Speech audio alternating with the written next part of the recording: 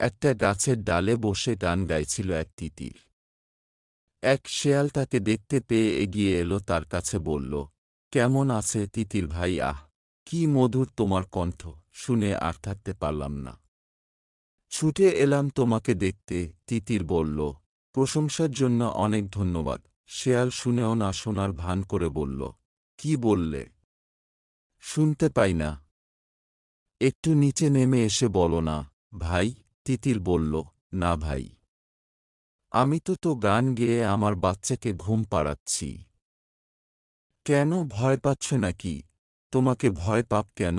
তোকে বিপদ ঘটতে কতক্ষণ? কত শত্রুই তো চারদিকে ওত পেতে আছে। শেয়ালটা অভয় দেওয়ার ভঙ্গিতে বলল, এখন থেকে আর ভয় পেতে হবে না কাউকে।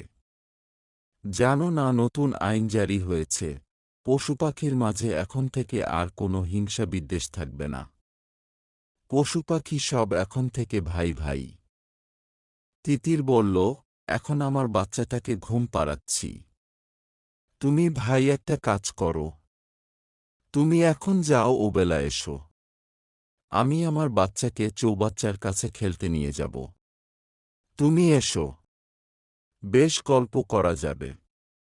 শিয়াল খুশি হয়ে চলে গেল। তিতির ঠিক সময় চৌবাচ্চার দেয়ালের উপর উঠে দাঁড়িয়ে আছে।